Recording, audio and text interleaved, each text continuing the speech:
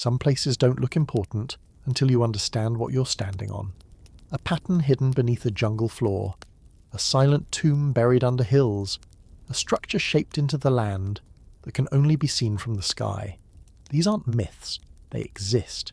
They've been found, studied, and still don't fully explain themselves. In this video, we're walking through forgotten structures, lost stories, and quiet mysteries that were left behind without clear answers.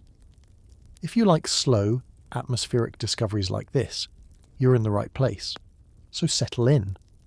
Because tonight, we're stepping into places that were never meant to be fully understood. The stone labyrinths hidden in the silence of the namib. At first, the desert doesn't give anything away. It feels empty, wide, still in a way that almost erases detail. Sand stretches outward without interruption, the ground blending into the horizon, and for long moments there's nothing to focus on, just space and the quiet weight of it. But then, slowly, something begins to change. Not dramatically, not in a way that immediately stands out. It starts with a line, a faint curve in the ground, something that doesn't quite follow the natural flow of the sand. And when you step closer, you realize it's not just one. There are more. Lines forming shapes, shapes forming patterns, and suddenly, what looked like empty land begins to reveal something else entirely. This is the Namib Desert, one of the oldest deserts on Earth, a place shaped by time in ways that are difficult to fully measure.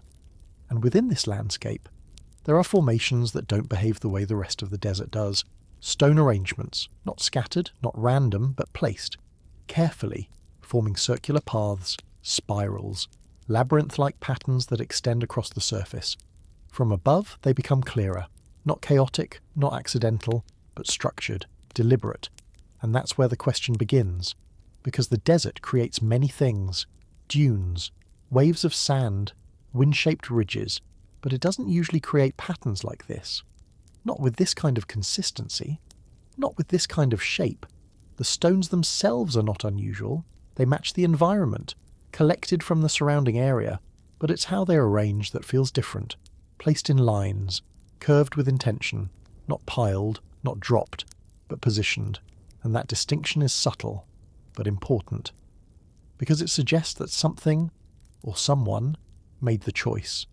The labyrinths vary in size, some small enough to walk across in a few steps, others large enough to take time to follow. Paths that lead inward, then curve, then lead outward again, not straight, not direct, but winding. And that winding nature creates a certain feeling, because labyrinths are not meant to be efficient. They are meant to guide movement in a specific way, slowly, deliberately.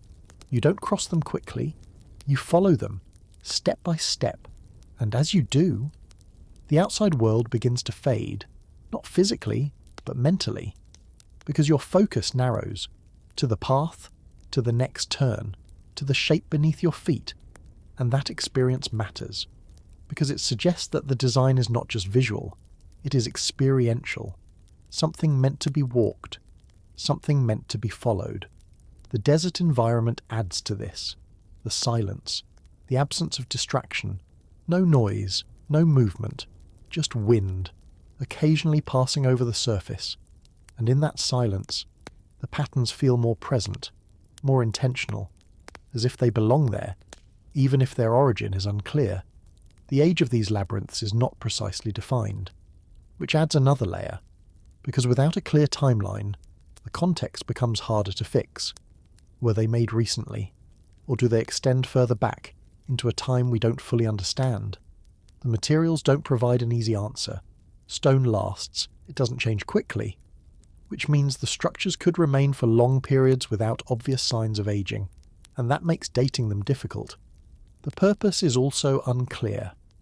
Some interpretations suggest ritual, paths walked during specific moments, ceremonies, acts of repetition. Others suggest navigation, markers, symbols placed across the landscape, but the shapes themselves don't point clearly in any one direction. They don't lead somewhere specific, they loop, they return, they fold into themselves, and that behaviour suggests something else.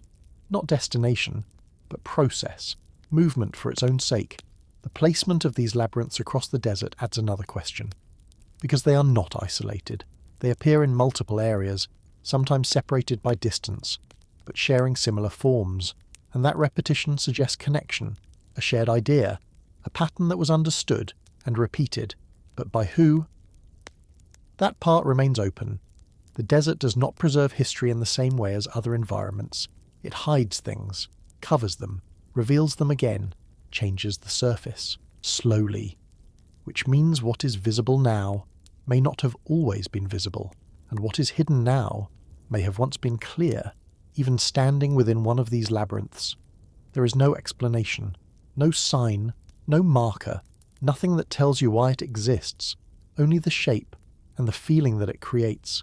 A quiet structure, simple in form, but difficult to fully understand, because it doesn't behave like something purely functional, and it doesn't behave like something completely random either. It sits between those two ideas, structured but unexplained, and maybe that is what makes it stay with you. Not because it gives answers, but because it doesn't.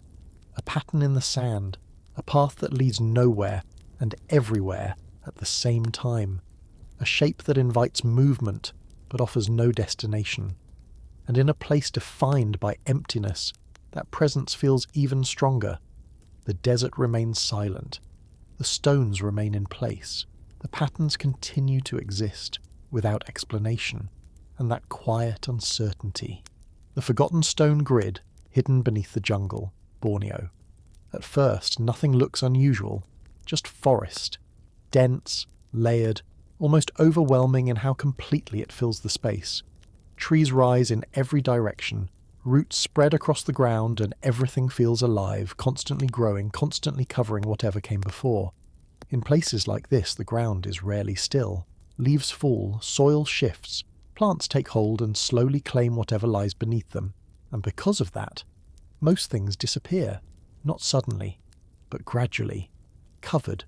Forgotten. That's why discoveries here don't usually begin with something obvious. They begin with something small, a line that doesn't quite belong. At first, it might look like a root or a fallen branch, something natural blending into everything else.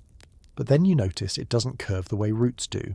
It holds its direction, straight, and when you clear a little more of the surface, you find another, and another, lines crossing each other, not randomly, but at angles that feel intentional, and that's when the pattern begins to appear. A grid, not fully visible at once, not something you can see from a single point, but something that reveals itself slowly, as more of it is uncovered. Stone, placed beneath the soil, not scattered, not naturally arranged, but positioned in a way that creates order. The stones form straight segments, running in parallel, intersecting at consistent points, and that consistency matters, because nature rarely repeats itself so precisely, not in straight lines, not in right angles. The jungle grows in curves, in irregular patterns, but this holds structure. The stones themselves are not shaped into perfect blocks. They are rough, taken from the environment, but their placement is what defines them. Carefully aligned, as if someone took the time to arrange them into a system. And that raises the first real question. Why build something like this? Here. Because this is not open land. This is dense forest. Difficult to move through. Difficult to clear. Which means creating anything here would have required effort. Not just placing stones, but preparing the space around them. And that suggests intention. The grid extends further than expected. As more sections are uncovered, the pattern continues. Not perfect, but consistent enough to feel connected, which means this wasn't a single structure. It was part of something larger, a layout, a system. But what kind of system? That's where the uncertainty begins. Some interpretations suggest agriculture, a way of dividing land, organising space for planting. But the environment today doesn't fully support that idea. The soil, the density of the forest. It doesn't feel like a place that would easily sustain that kind of structured farming. Others suggest settlement, foundations, outlines of structures that once stood above the ground. But there is no clear evidence of buildings, no remains of walls rising upward, only the grid below. And that absence creates a gap, because if something existed here, It is no longer visible, only the pattern remains. The stones themselves show signs of age. Not precise aging, but enough wear to suggest they have been in place for a long time, exposed to moisture, to shifting soil, slowly settling into the ground. The jungle has done its work, covering most of it, breaking the pattern in places, but not enough to erase it completely. And that's what allows it to be seen again. Fragments, sections, pieces of a larger design that is no longer fully intact. The spacing between the lines suggests measurement, not exact in the modern sense, but repeated, distances that follow a rhythm, which means whoever created this was not placing stones randomly. They were following something, a plan, even if that plan is no longer visible as a whole. Walking across the grid feels different, not because of what you see, but because of how it changes your movement. You step along the lines, you notice the intersections, you begin to follow the pattern without deciding to. And that subtle shift is important, because it suggests that the grid was not just visual. It influenced how people moved through the space, and that makes it more than just placement. It becomes structure, a way of organising not just land, but movement. The jungle continues to grow around it, slowly reclaiming what was uncovered, which means that even now, parts of the grid may still be hidden, waiting beneath layers of soil and roots, unseen. The full extent of it may never be known. Only what has been revealed, and even that is incomplete. What defines this place is not just the stones, but the pattern they create. A structure beneath the surface, quiet, unexplained. A system that once had meaning, but no longer explains itself.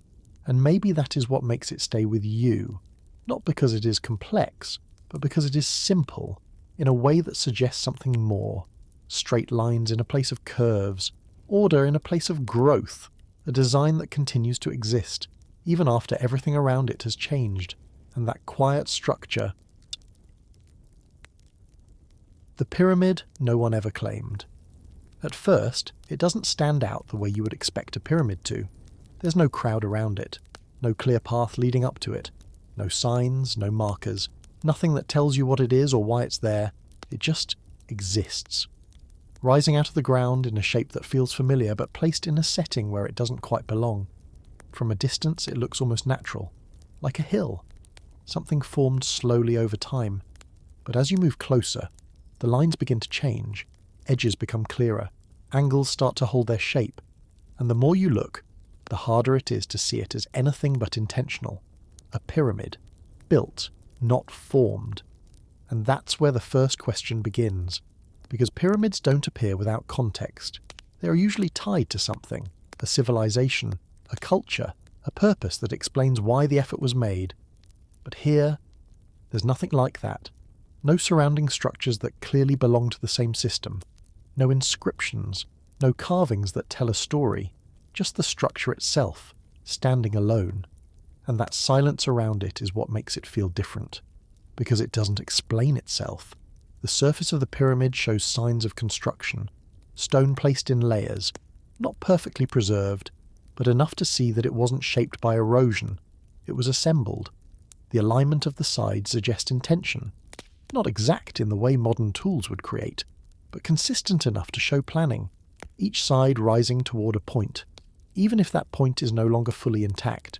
Time has changed it, edges worn down, sections missing, but the overall form remains, and that persistence matters, because it shows that the structure was built to last.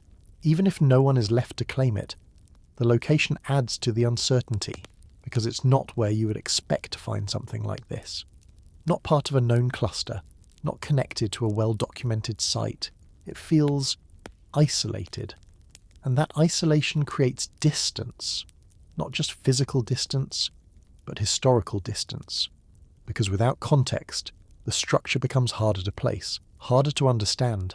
The size is enough to suggest effort, not something built casually, not something temporary. This required time, people, planning, which means there was a reason, even if that reason is no longer visible. The absence of surrounding evidence is what makes it so difficult, because normally, a structure like this would be part of something larger, a city, a complex. But here, there's nothing clearly connected, which raises the question. Was it always alone? Or was everything else lost? Erosion, time, the slow removal of anything that wasn't as durable, leaving only the most solid part behind. And if that's the case, then what we see now is only a fragment, the part that survived. The rest, gone. But even that doesn't fully explain it, because usually traces remain, foundations, artifacts, something. But here, the silence continues. The surface of the pyramid doesn't offer answers either. No symbols carved into the stone, no clear markings that indicate ownership, nothing that says who built it. And that absence feels deliberate, not because it was meant to be hidden, but because it was never marked in the way we expect. Or the marks are gone, lost to time in a way that left the structure behind, but removed its identity. Walking around it doesn't change that feeling. Every angle shows the same thing, a form that is complete enough to recognize, but incomplete in meaning. You can see what it is, but not why it's there. And that gap creates a kind of quiet tension, because the structure feels important, but the reason for that importance is missing. Even now it stands, unclaimed, not officially tied to a single origin, discussed, studied, but not fully placed within a clear story. And that makes it different from other pyramids, because most are part of something larger. This one feels like what's left, after everything else is gone. A shape that remains when context disappears. A structure that holds its form, but not its explanation. And maybe that's what makes it stay in your mind. Not because it's the biggest, not because it's the most detailed, but because it feels unfinished in a different way. Not physically, but historically. A pyramid without a voice, a structure without a clear origin. The silent tombs hidden beneath the Albanian hills. At first, the hills don't feel unusual. They rise gently from the landscape covered in grass and scattered stone, shaped by time in a way that feels familiar. There are no sharp edges, no dramatic formations, nothing that immediately suggests something hidden beneath them. Just land. Quiet. Still. And that's what makes it easy to miss. Because what lies beneath isn't visible from the surface, not unless you know exactly where to look.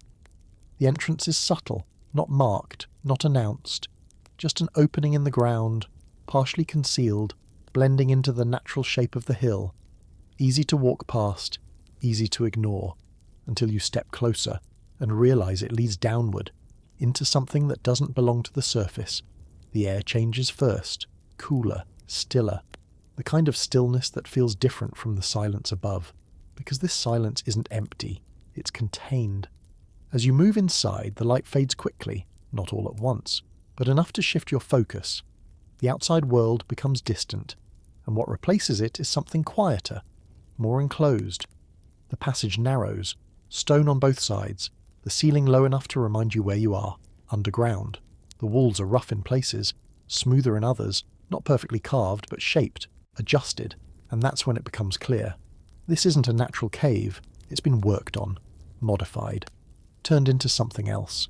The passage leads inward, not straight, but slightly curved, as if guiding movement, not forcing it, but directing it. And then the space opens. A chamber, not large, but defined. The walls form a boundary, the ceiling closes the space, and the silence becomes heavier.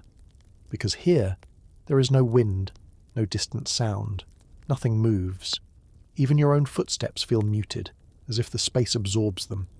And that's what makes it feel different. Not just quiet, but soundless. The kind of silence that doesn't just lack noise, but holds it back. These are tombs, carved into the earth, hidden beneath the hills, not meant to be seen from the outside, but meant to exist below, separated. The purpose is clear in one sense. Burial. A place where bodies were placed. But beyond that, the details begin to fade. There are no clear inscriptions, no detailed markings that explain who was buried here. No names, no stories, just the space, and that absence creates distance. Because without identity, the tomb becomes something else. Not a memorial, but a structure. A space designed for a purpose that no longer speaks. The arrangement of these tombs suggests repetition, not a single chamber, but multiple, connected in some areas, separate in others, a network beneath the ground, hidden from the surface entirely, and that repetition means this was not random, it was planned, built over time. The effort required to create these spaces would have been significant.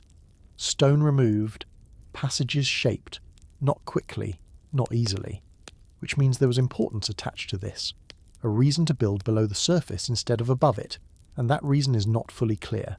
Protection, perhaps, from the environment, from disturbance, or something more symbolic, a separation between the living and the dead, a boundary that is not just physical, but conceptual. Because once you enter, the outside feels far away. Even if it's only a few meters above, the thickness of the earth changes perception.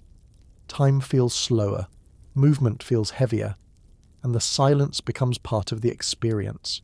It doesn't fade, it stays. The chambers themselves show little variation. Similar shapes, similar sizes, which suggests a consistent method, a pattern followed again and again, but without decoration, without variation. The purpose remains contained within the structure itself. Nothing extra, nothing added, only what was necessary. Even now these tombs remain, hidden, some uncovered, some still buried, waiting beneath the hills without announcing their presence, and that hidden nature is what defines them. Because they are not meant to be seen easily, not meant to stand out, but to remain where they are, below, quiet, unchanged. The air inside does not move the way it does outside. It settles, and that stillness holds the space in a way that feels almost preserved, as, if time behaves differently here, slower, or at least less noticeable. What makes these tombs difficult to fully understand is not what they show, but what they don't. No clear identity, no clear story, just structure, just presence, and silence. A silence that does not feel empty, but full, as if something remains, even when nothing is visible. And maybe that is what stays with you the most. Not the chambers, not the construction, but the feeling of being in a place where sound doesn't carry, where movement feels contained, where everything is held within the earth, a space built to separate, to preserve, to remain. And that silence, the bones that were found, and then lost, Peking Man. It begins with a discovery that shouldn't have been easy to ignore. Fragments, not complete skeletons, not perfectly preserved remains, but pieces, scattered, buried, waiting beneath layers of earth. At first they didn't look like much, just bone, old, weathered, something that could have belonged to any number of creatures that lived long before the present. But slowly, as more pieces were uncovered, a pattern began to form. These weren't random remains. They belonged together, parts of a skull, teeth, fragments that, when studied carefully, began to suggest something important, not fully modern, not fully primitive, something in between, and that's where the significance started to grow. This was what came to be known as Peking Man, a set of remains discovered near what is now Beijing, representing an early human ancestor. Not speculation, not theory alone. Physical evidence, something that could be held, measured, examined, and for a time, it changed everything. Because it added weight to an idea, that human evolution was not a straight line, that there were stages, transitions, forms that existed between what came before and what exists now. And these bones were part of that story, carefully studied, documented, stored. Because discoveries like this are not just important, they are irreplaceable. Once lost, they cannot be recreated, and that's what makes what happened next so difficult to understand. Because the bones didn't remain. They disappeared, not gradually, not through erosion or decay, but suddenly, at a moment when they were already recognized as valuable, already known to be significant. They were gone. The timing matters. Because this did not happen in isolation. It happened during a period of instability, conflict, movement, a time when transporting valuable objects became necessary. The bones were prepared, packed, intended to be moved for safety. And somewhere along that process, they vanished. No clear record of where they ended up. No confirmed location, just absence. And that absence created a different kind of mystery. Because this wasn't about interpretation anymore. It wasn't about what the bones meant. It was about where they were.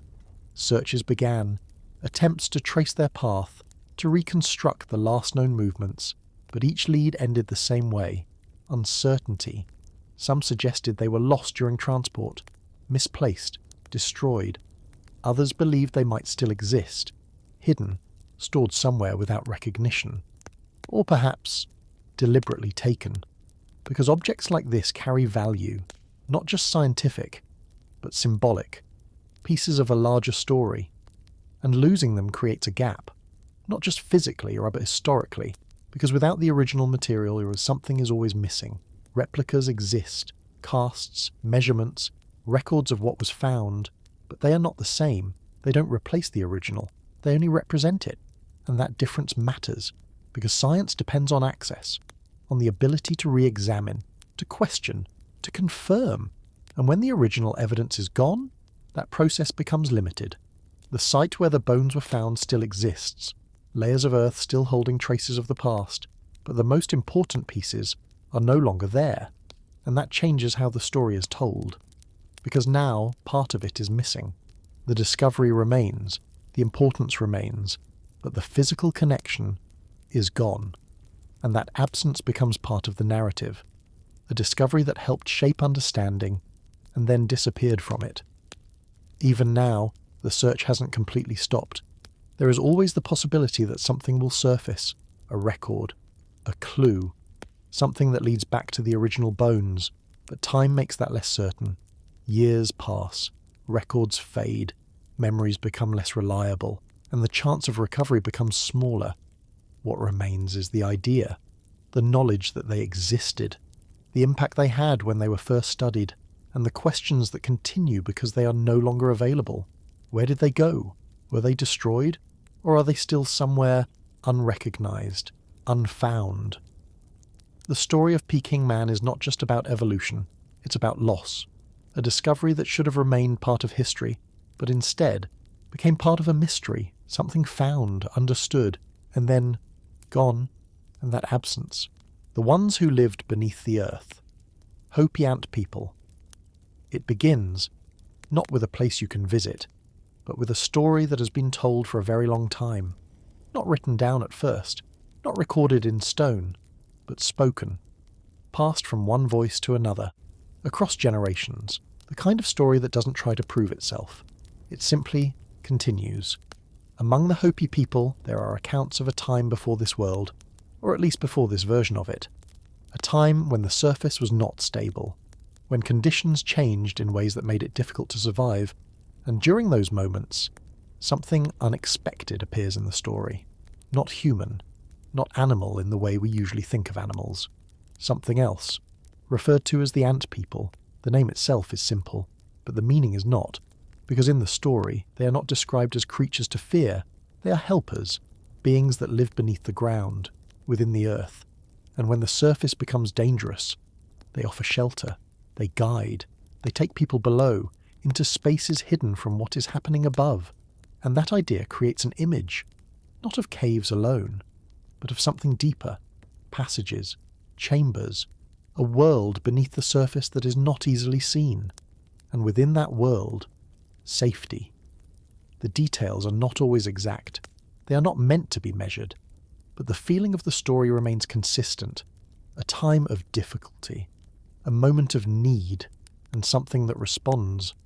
The Ant People are described as small, not towering, not powerful in a physical sense, but capable, connected to the earth in a way humans are not, able to move through it, to exist within it, and that connection becomes important because it suggests knowledge, an understanding of the ground, of space below the surface, and that idea repeats in different versions of the story, in different tellings, not identical, but similar enough to feel connected. Some versions describe a time when the sun became too intense, a heat that made the surface difficult to survive on. Others describe a different kind of disruption, but in each case, the response is the same. The Ant People provide a place to go, below, away from what is happening above. And that movement downward is what defines the story. Not escape across distance, but escape into depth. The symbolism of this is often discussed, because stories like this don't always describe events in literal terms. They carry meaning, layers. The ant people could represent adaptation, the idea of survival through change, the ability to find shelter in unexpected places, or they could represent something more direct, a memory, something experienced and then passed down, not as a record, but as a story. And over time, the details shift, but the core remains: help from below, safety beneath the surface, guidance during a time of disruption. The environment where the Hopi live adds context: dry landscapes, open spaces, where shelter is not always obvious, and where the ground itself can hold hidden spaces, caves, passages, places that exist just below what is visible. And that connection between story and environment becomes part of the interpretation, because stories often grow from what people experience, shaped by the world around them. The ant people are not described in extreme detail, not with exact measurements, not with precise features, which leaves space for interpretation, space for imagination, but also space for meaning, because the focus is not on what they look like, it is on what they do. They help, they guide, they provide, and that function is what carries the story forward. Even now, the story continues to be told, not as something that needs to be proven, but as something that is remembered, part of a larger understanding of the world, not separate from reality, but connected to it in a different way. What makes this story stay with people is not just the idea of beings beneath the earth, it's the feeling of being guided during a time of uncertainty, of not being alone when things change, of finding safety in places that are not immediately visible. And that feeling goes beyond the story itself. It becomes something more universal, a reminder that survival often depends on adaptation, on movement, on finding new spaces when old ones no longer work. Whether the ant people are taken literally, symbolically, or somewhere in between, the story remains quiet, persistent, passed from one generation to the next, not demanding belief, only presence, a narrative that continues to exist because it continues to be told, and maybe that is what gives it its strength. Not evidence, not proof, but continuity. A story that moves through time, just like the people who carry it, and somewhere within that story there is still a place beneath the surface, a space of safety, a moment of guidance, and the memory of something that helped when it was needed most. And that story, the vessel that arrived without explanation, Utsuro-bune, it begins at the edge of the sea, not during a storm, not in chaos, but in a quiet moment. The shoreline is still, water moving gently, the kind of movement that doesn't demand attention, just repeats itself over and over again, waves reaching the sand, then pulling back, leaving nothing behind. Until one day, something is left behind. At first, it doesn't look like a ship.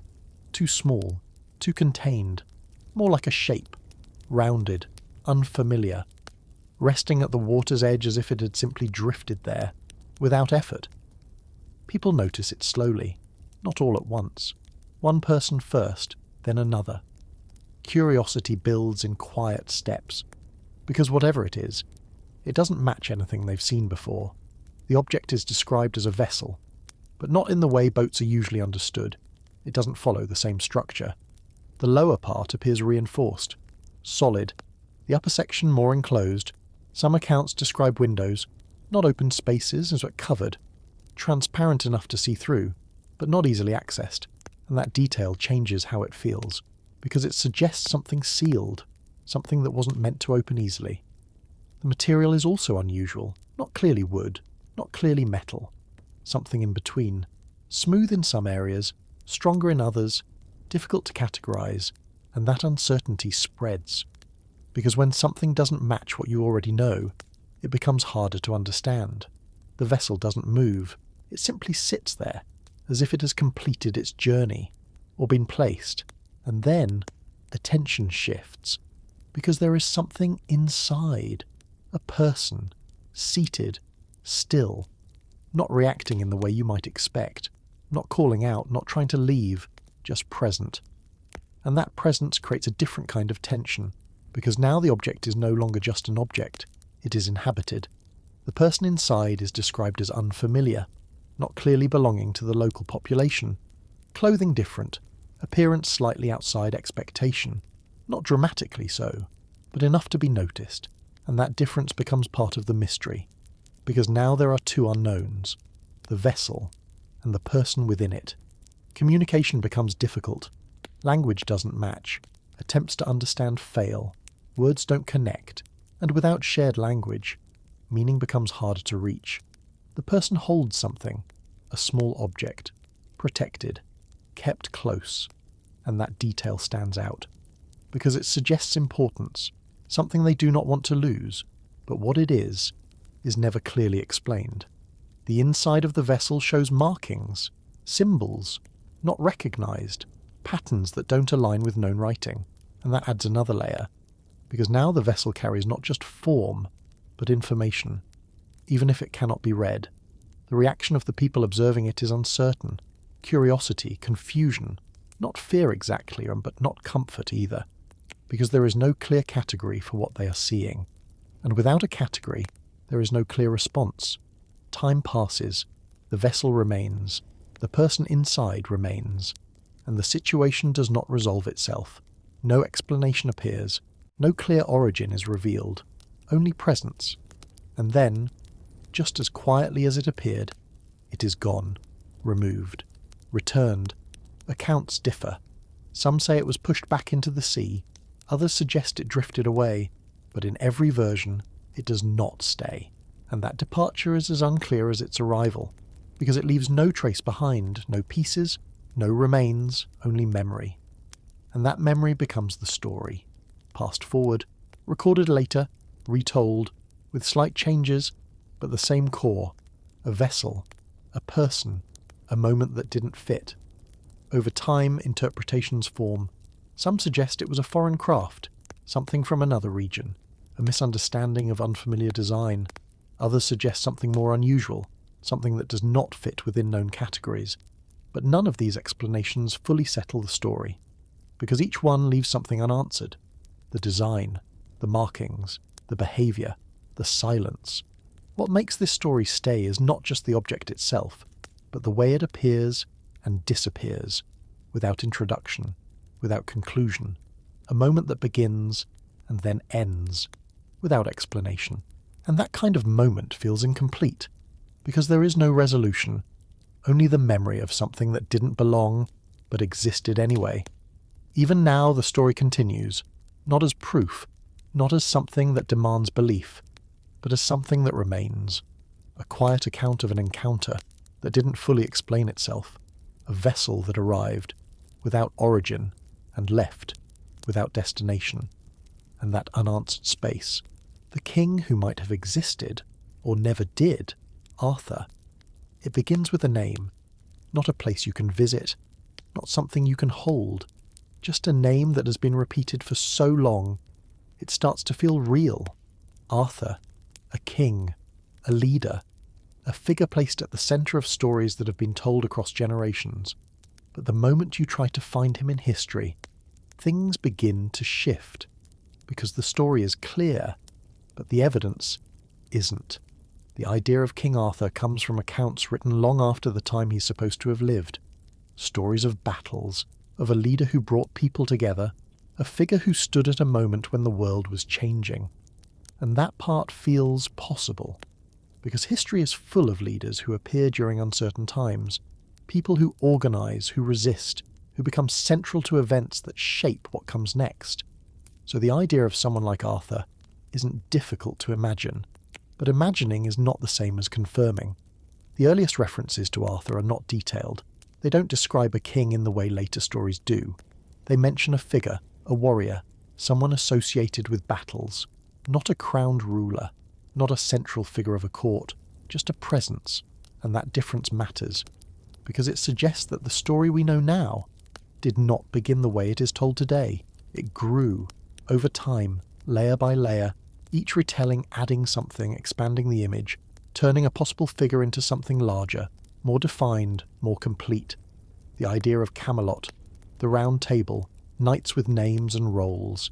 These elements don't appear all at once, they develop, gradually, and as they do, the line between history and story becomes harder to see, because stories don't stay still, they adapt, they reflect the time in which they are told, and that means what Arthur represents changes. At one point, he is a warrior. At another, a king. At another, something almost symbolic. An ideal. A figure that represents leadership, unity, justice. And that transformation is important, because it shows that the story is not just about a person. It's about what that person becomes over time. The historical context where Arthur is placed is a period with limited records, fragments, accounts that are incomplete, which means that many details are uncertain, not because they were lost suddenly, but because they were never fully recorded, and that creates space where stories can grow, where figures can become more than what they originally were. Some researchers suggest that Arthur may have been a real individual, not necessarily a king, but a leader, someone who took part in conflicts that were significant enough to be remembered. And over time, that memory expanded. Others suggest that Arthur is not a single person, but a combination, multiple figures, stories blended together, creating one name that carries many events, and that idea changes the way the story is understood, because instead of searching for one individual, you begin to see a pattern, a collection of memories connected through storytelling. There is also the possibility that Arthur, as a historical figure, never existed in the way the story presents him, that the name itself became a focal point, a way to organise ideas about leadership and conflict, without being tied to a single confirmed person. And that possibility does not reduce the story, it changes its nature, from history to something else, something that exists because it continues to be told, because it continues to be meaningful. The locations associated with Arthur are uncertain as well.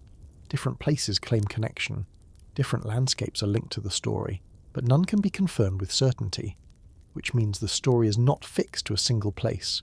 It moves, adapts, exists wherever it is told, and that movement allows it to survive, because it is not limited.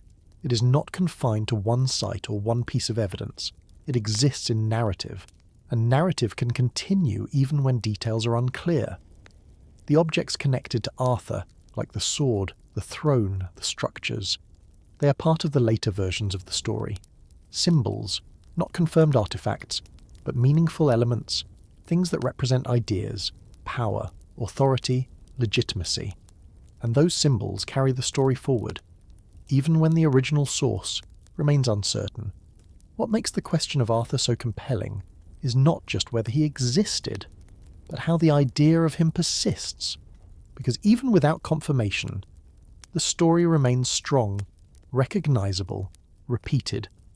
And that persistence suggests something important, not necessarily about the past, but about how stories function, how they hold on to something, even when details are unclear. Even now the question is still asked, was there a real King Arthur? And the answer remains open. Not fully yes, not fully no, somewhere in between. A space where history and story overlap, where a figure may have existed, but is no longer clearly visible, covered by layers of retelling, shaped by time. And maybe that is what makes it endure, not because it is fully proven, but because it is never fully resolved. A name, a story, a figure that may have stood at the centre of something real, or may have been built from many smaller truths. Either way, the story continues, and that continuation, the object that was carried and then disappeared, the Ark. It begins with something that was never meant to be ordinary, not just an object, not just a container, something that carried meaning far beyond its physical form, the Ark of the Covenant, described as a chest, constructed with intention, detailed in its design, wood at its core, covered in gold, not large in the way monuments are large, but significant in a different way, because of what it represented, because of what it was believed to contain. Accounts describe it as holding sacred items, objects tied to law, to agreement, something that connected people to something beyond themselves, and that connection made it central, not placed at the edge, not secondary, but carried, moved from place to place, always with care, always with attention, because it was not treated as an object, it was treated as something that demanded respect.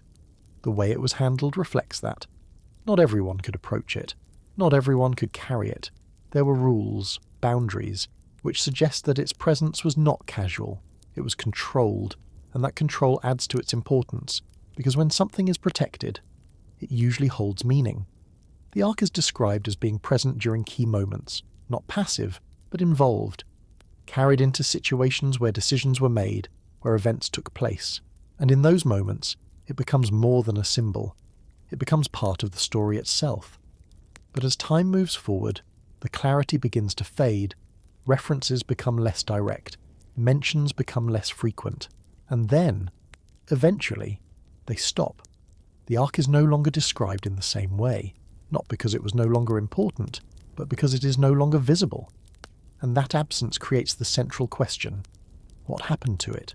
There is no single answer, no confirmed location, no clear record that explains its final movement, only possibilities. Some suggest it was hidden, moved to protect it, placed somewhere secure, where it would not be taken. Others suggest it was lost during conflict, captured, destroyed, or simply disappeared during a moment when records were not kept clearly. And that uncertainty leaves the story open, because without a confirmed ending, the object continues to exist in possibility. Different locations have been proposed, different traditions hold different beliefs. Some place it in one region, others in another, each supported by fragments of narrative, but none confirmed in a way that closes the question. And that is what keeps it present, not physically, but in thought. Because something that is lost, but not fully explained, does not disappear completely.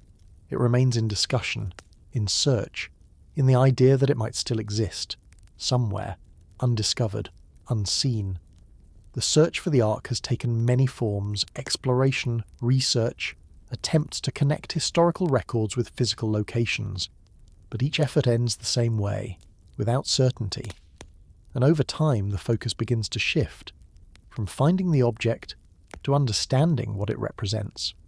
Because even without the physical presence, the idea of it remains strong, a connection, a symbol of agreement, of law, of something that defined a relationship between people and something greater. And that meaning does not require the object to be visible. It continues without it, which creates an unusual situation, an object that is central, even when it is not present, something that is missing, but still influential. The absence becomes part of its identity, because the lack of confirmation allows the story to remain open, not fixed, not concluded, and that openness gives it a different kind of presence, not as something that can be seen, but as something that can be considered. The Ark exists in that space, between history and belief, between what is known and what is still uncertain, and maybe that is why it continues to be discussed, not because it has been found, but because it hasn't, because the question remains, and as long as the question remains, so does the story, an object carried with care, a presence that moved through history, and then silence. No final record, no confirmed location, only the idea that somewhere it may still exist, unseen, unclaimed, and that possibility, the soldiers who walked into the desert and were never seen again. Alexander. It begins during a campaign that was already stretching beyond what most people thought was possible. Movement across vast distances, terrain changing constantly, from mountains to plains to desert. This was part of the expansion led by Alexander, a movement that pushed further and further into unfamiliar regions, where maps were limited and knowledge of the land depended on what could be observed in the moment. And within that movement, there is a story that doesn't resolve, not a battle, not a victory, but a disappearance. At some point during the campaign, a group of soldiers was sent into the desert, not aimlessly, but with purpose. Accounts suggest they were given a task, to move across a region that was difficult but not considered impossible, a route that had challenges, but was expected to be completed. And at first, everything followed expectation. They moved forward, into the desert, carrying what they needed, prepared as much as they could be for the conditions. But the desert does not behave like other environments. It doesn't provide clear paths. It doesn't offer consistent landmarks. Everything shifts. Wind reshapes the surface. Dunes move. What was visible one day can disappear the next. And that instability changes navigation. Direction becomes uncertain. Distance becomes difficult to judge. And over time, the environment begins to take control of movement. The soldiers did not return. Not after a delay, not after a known obstacle. They simply didn't come back. And that absence creates the question: What happened to them? Because disappearance is different from defeat. There is no record of conflict, no account of an enemy force, no description of a battle that explains their loss, only the knowledge that they entered and did not return. Some explanations focus on the environment itself, the desert as a force, not an opponent, but something that can still overwhelm. Sandstorms, sudden, powerful, capable of reducing visibility completely, of altering the landscape in a matter of hours. If such a storm occurred, it could have erased tracks, covered any sign of movement, disoriented the group, turning direction into confusion, and once direction is lost in the desert, recovery becomes difficult. Because every direction begins to feel the same.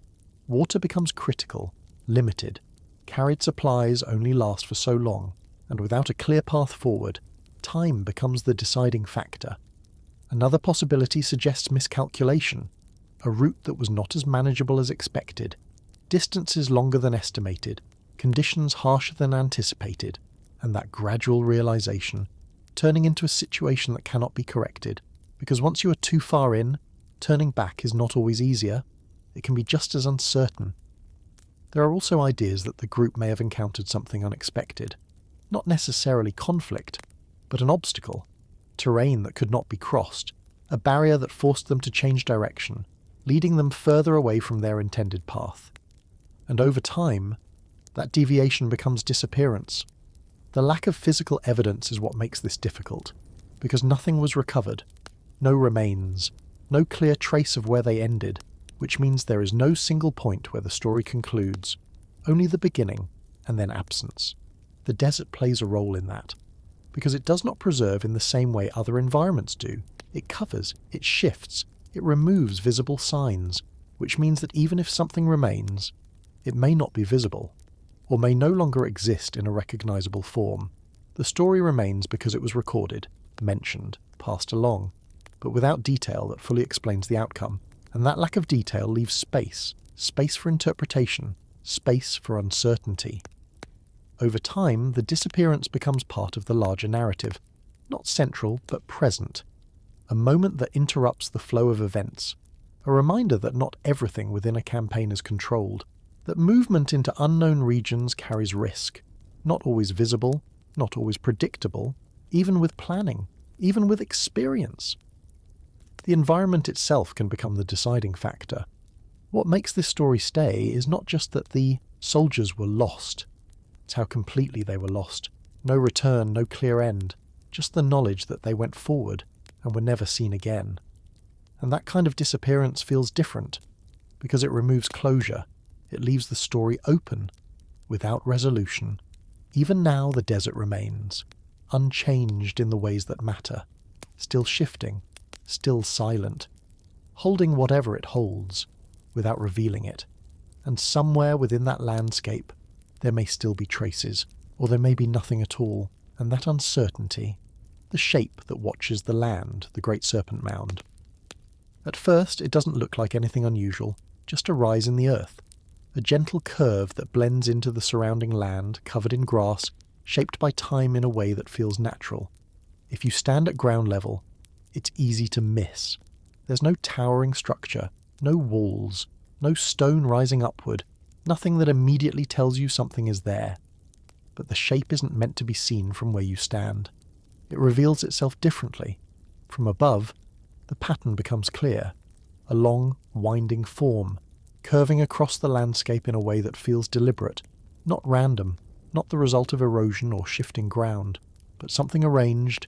This is the Great Serpent Mound, an earthwork, not built by stacking stone or carving into rock, but by shaping the ground itself, soil moved, raised, forming a structure that stretches across the land, and what it forms is unmistakable, a serpent, long, curving, the body bending in a series of loops, the head extended at one end, and at the front, a shape that has been interpreted in different ways.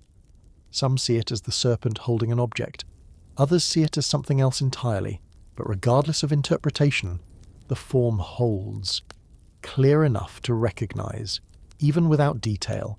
The scale of it is what changes your perception, because this is not a small design. It extends across a large area, far beyond what you can take in at once from the ground, which means it was not meant to be viewed from a single point.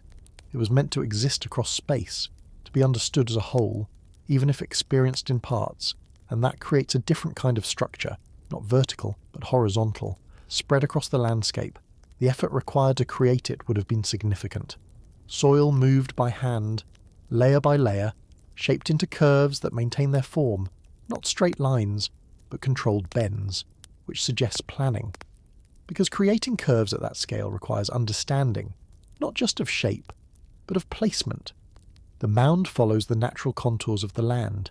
It does not fight the terrain. It works with it. Which means the builders were not forcing a design onto the landscape.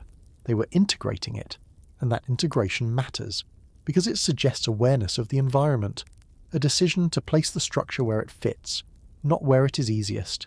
The alignment of the mound has been studied. Some points along its length correspond with celestial events, the position of the sun during certain times of the year, and that introduces another layer. Because now the structure is not just spatial, it is connected to time, movement of the sun, changes that repeat in cycles, and that connection suggests observation, an awareness of patterns beyond the ground itself. But even with that, the full purpose remains unclear, because alignment alone does not explain everything. The shape itself raises questions. Why a serpent? Why this form? Why this scale? Because this is not abstract, it is representational, a recognizable figure placed into the land, and that choice carries meaning. But that meaning is not fully preserved. There are no inscriptions explaining it, no direct records that define its purpose, only the structure itself, and the interpretations that come after. Some suggest it was ceremonial, a place connected to events, gatherings, moments that held significance. Others suggest it was symbolic, a representation of something believed, something important enough to shape into the earth. And that idea shifts the focus from function to meaning, because not everything is built to be used in a practical sense. Some things are built to exist, to represent, to hold an idea in physical form. The durability of the mound allows it to remain. Even as the landscape changes around it, grass grows, soil shifts, but the shape continues, maintained, preserved enough to still be recognized. And that persistence is part of what makes it powerful, because it has lasted, not unchanged, but intact enough to carry its form forward. Standing within it doesn't reveal the full image. You see sections, curves, parts of the whole, but never the entire shape at once. And that limitation creates a different experience, because the full meaning is always just out of view, only visible from a distance, only when perspective changes, and maybe that is intentional. A structure that cannot be fully understood from within it, only from outside, only when you step back. Even now, the great Serpent Mound remains, quiet, integrated into the land, not demanding attention, but holding its shape, a design that continues to exist without fully explaining itself, a figure drawn into the earth, a form that connects land and sky, and a presence that feels deliberate, even when its purpose is not fully known. And that quiet, winding shape,